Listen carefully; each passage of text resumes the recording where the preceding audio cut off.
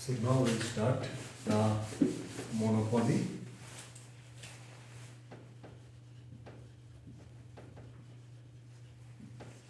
So monopoly is the extreme case of market imperfection. So in monopoly, you will find there is a single seller plus there are numerous buyers. So number one, number two, there is no close substitute present. And number three is entry restricted.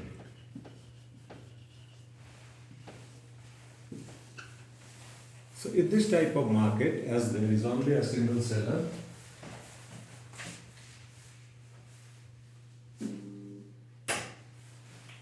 as there is only single seller, the seller enjoys the market power here. And seller is not a price taker, rather he is a price maker in the monopoly market.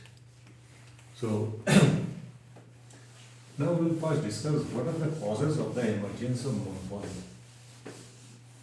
So first is the case of, we call it the natural monopoly.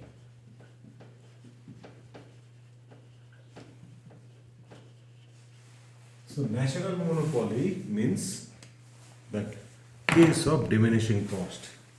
So normally we know that whenever a firm is producing output, its long run average cost declines, reaches its minimum, and then it starts to increase. But if we consider that there is the long run average cost of the firm declines for a long time, keeps on declining, so this firm can wipe out all other firms, or this firm can make all other firms out of the competition, and finally it becomes the monopolist. So this is known as the case of natural monopoly or a diminishing cost firm. Besides that, there are other causes of the emergence of monopoly. For example, and one is the called the state monopoly.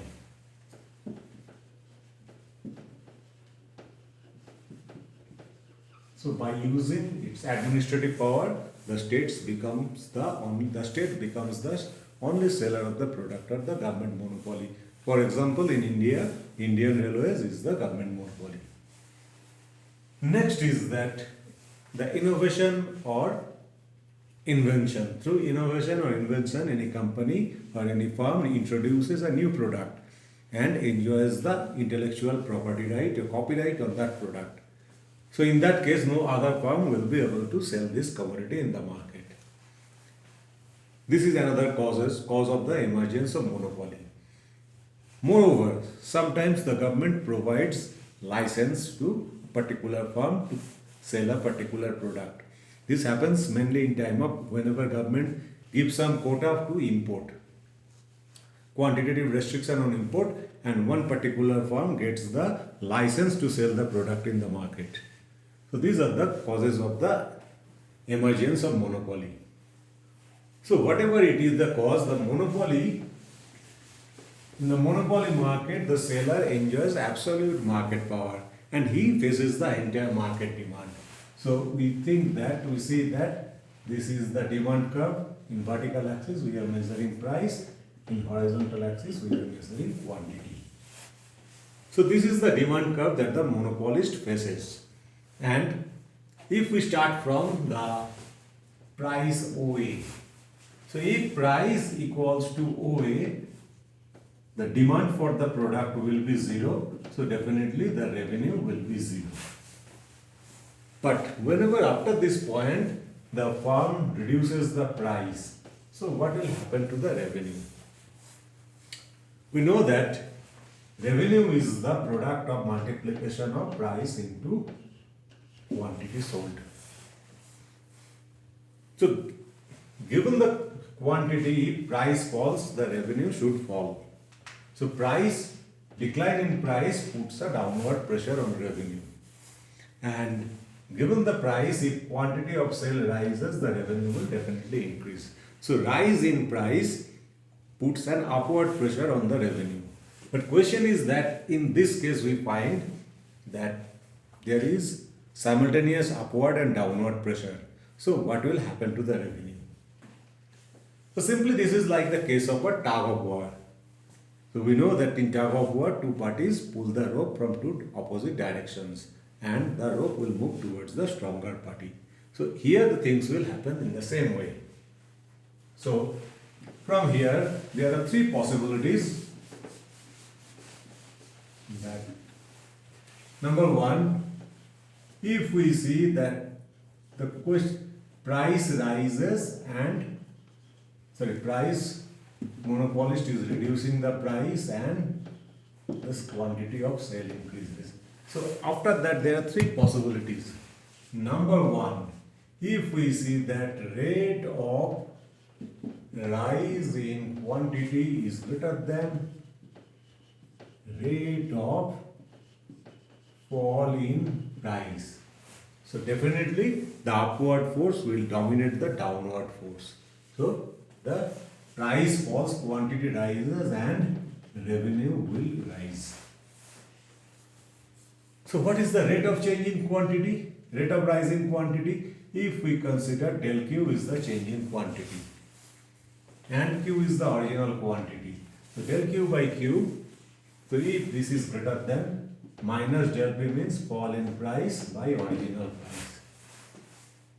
So if this equation, this condition is fulfilled, revenue will definitely rise. So if we do the cross multiplication, we see that minus del Q by Q by del P by P, if it is greater than 1, then revenue will, price declines, quantity rises and revenue will rise. So this is nothing but the price elasticity of demand. So here from here we can say whenever price elasticity of demand is greater than 1, a decline in price will cause a rise in sale of quantity and finally the revenue will rise. Now, the possibility 2. If rate of rise in quantity exactly equal to rate of fall in price. So this greater than symbol will be replaced by equals to.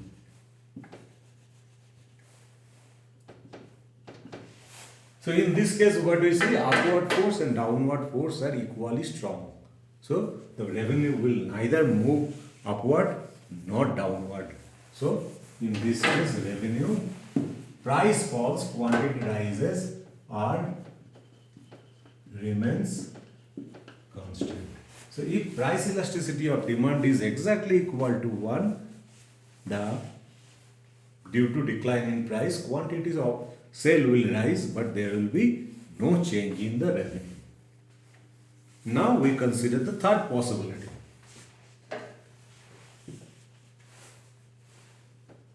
So rate of rise in quantity is less than rate of fall in price.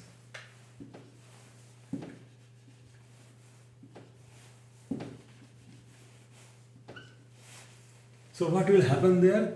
The downward force is stronger than the upward force. That means that the price declines, the quantity rises and consequently the revenue will decline. Now, this elasticity concept will be used to derive the total revenue curve, the relationship between output and total revenue in a monopoly market.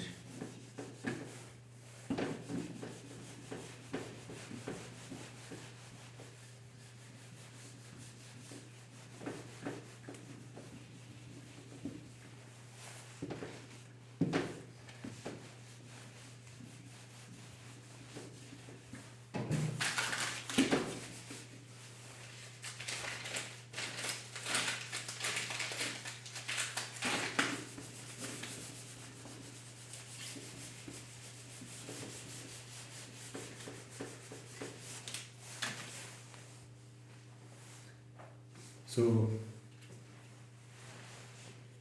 now look at the aggregate demand curve. It is a linear demand curve AB and midpoint is C.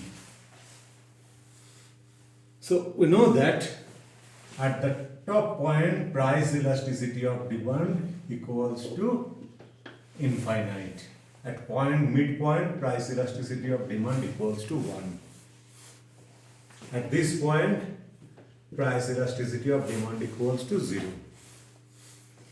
Above the midpoint price elasticity of demand is greater than 1, and below the midpoint price elasticity of demand is less than 1.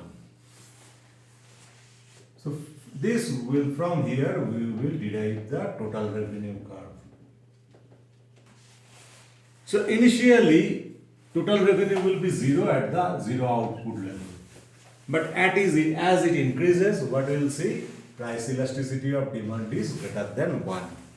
So total revenue will rise. But price elasticity of demand is declining. At point A it is infinite, at point C it is equals to 1. So total revenue will definitely rise, but it will rise at a diminishing rate. And how long it will rise? It will rise up to the midpoint of the demand curve, at which price elasticity of demand equals to 1. Because we have just proved that when price elasticity of demand equals to 1, the price falls, quantity of sale rises, but there will be no change in total revenue. And once we exceed the point C1, if we further increase the output, what we will find? The price elasticity of demand is less than 1, so total revenue will start to decline. And at this point, point B, the price of the commodity becomes 0, so revenue will again become 0. So this is the revenue shape of the total revenue curve of a monopolist. Initially it increases, but it increases at a diminishing rate. At the midpoint, the price elasticity of demand is 1, the total revenue is maximum, and after that it will decline and become 0. So from here we will be able to derive the marginal revenue curve. So marginal revenue curve is what? Marginal revenue is change in revenue by change in output. So in this range what we see, that output is increasing, revenue will be increasing. So marginal revenue is positive. But second thing we have to remember, that the marginal revenue is, the total revenue increases at a diminishing rate. So marginal revenue will decline. And at this point what we see, there is a change in output, but there is no further change in total revenue. So marginal revenue will become 0.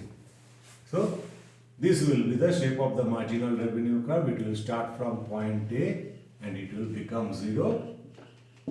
So corresponding to the midpoint of the aggregate demand curve, marginal revenue will be 0. So hence the monopolist will never produce above the output level OQ1.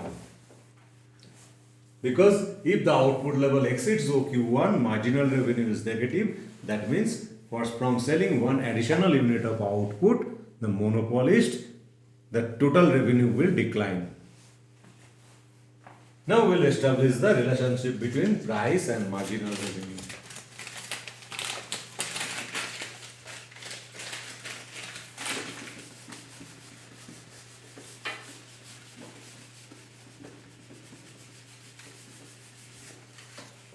So if we say revenue equals to price multiplied by quantity.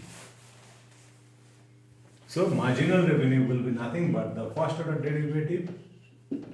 So if we differentiate in the UV process, it will become P plus dP, P plus Q into dP by dQ. So if we take P as common, what we will get? P into 1 plus Q by P into dP by dQ. Now we'll make a small manipulation. So that equals to, we can write P into 1, P into 1 minus of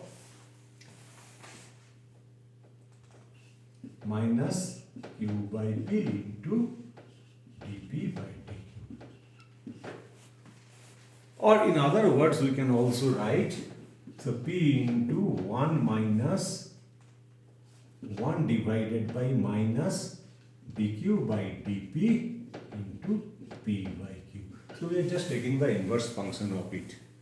So inside the denominator, what we will get? This is nothing but the price elasticity of demand. So 1 minus 1 divided by price elasticity of demand. So this is the relationship between, we can write that marginal revenue equals to P into 1 minus 1 divided by E. So at this point, above point A, E equals to infinity. So 1 by E equals to 0, and we will find that MR equals to price. Now, within this range, what do you see? Price elasticity of demand is greater than 1. So if E is greater than 1, that means 1 by E definitely will be less than 1. So 1 minus 1 by E will be definitely greater than 0. So P into 1 minus 1 by E greater than 0. So marginal revenue is greater than 0. So we can say that when price elasticity of demand is greater than 1, marginal revenue will be greater than 0. And now if we see E equals to 1, that means 1 by E equals to 1. So 1 minus 1 by E equals to 0. So MR equals to P into 1 minus 1 by E. So it will be 0. That means at this point, at the midpoint of the demand curve, marginal revenue will be 0. And the last, at the right side, E is less than 1. So if E is less than 1, 1 by E will be greater than 1. So 1 minus 1 by E will be definitely less than 0. So marginal revenue equals to P into 1 minus 1 by E. P positive, 1 minus 1 by negative. So positive multiplied by negative, that is always negative. So marginal revenue is less than 0. So here we can find that when price elasticity of demand is infinity, price is exactly equal to the marginal revenue. When price elasticity of demand is greater than 1, the marginal revenue will be positive. When price elasticity of demand equals to 1, marginal revenue will be 0, and whenever price elasticity of demand is less than 1, marginal revenue will be negative. So that means what? When price elasticity of demand is greater than 1, with increase in output, total revenue will rise. When price elasticity of demand is exactly 1, with increase in output, sale of output, total revenue will neither rise nor fall. That means it will reach its maximum. And whenever price elasticity of demand is less than 1, any additional sale of output will cause a decline in total revenue. So marginal revenue will also become negative.